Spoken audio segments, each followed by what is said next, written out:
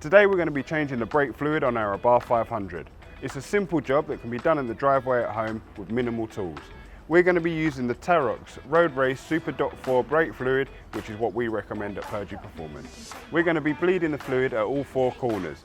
You always want to start at the furthest from the reservoir. So in this case, it's the driver's side rear. So we need to get the car up in the air, get the wheel off, and we can get started.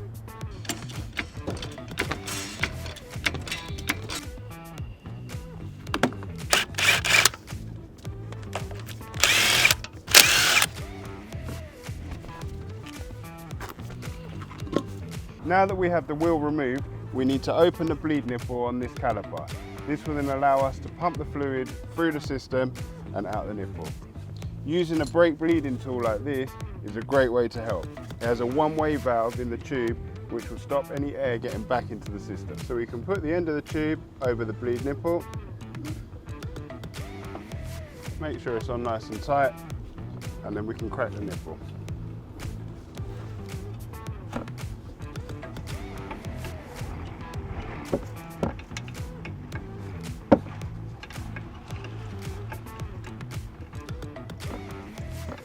The brake fluid reservoir on these vehicles is located here, just behind the battery. We need to remove the cap so that we can see the level of the fluid. Once we start pumping it through, the level is going to drop, and we want to keep topping it up with our new fluid, not letting the level drop too low, otherwise this will allow air into the system. Now we need to start pumping the fluid through the system. With one of these tools, you can do it by yourself, as it will stop the air getting back into the system. However, I've grabbed a friend which makes it easier, so he can pump the pedal for me while I keep an eye on the fluid level at the front of the car and close the nipple up when we need to.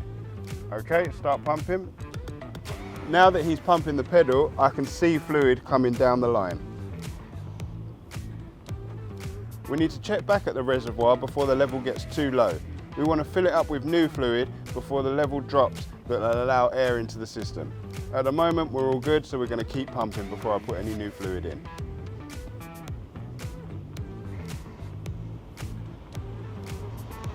I can now see that most of the old fluid is out of the reservoir. So I'm going to top it up with a new fluid and we'll keep pumping until we see clean fluid come through at the rear caliper.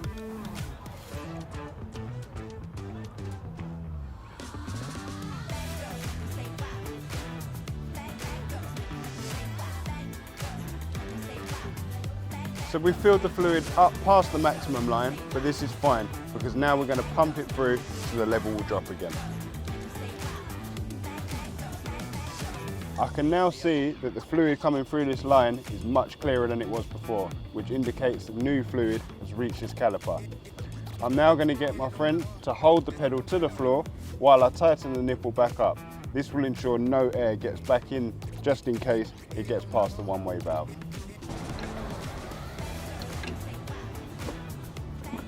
Make sure you do the nipple up nice and tight to ensure there's no leaks, but be careful not to over tighten as you don't want to break the nipple.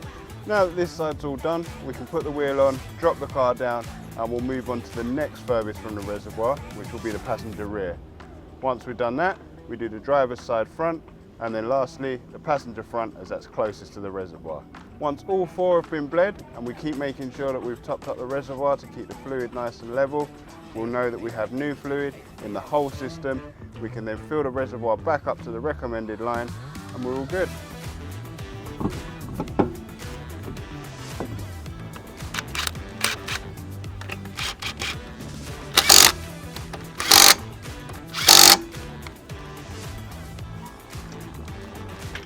Now we just check the level, top it up a little bit just to bring it to the maximum line. Put our cap back on. And that's it, all done. A nice simple, easy maintenance job that you can do it yourself at home.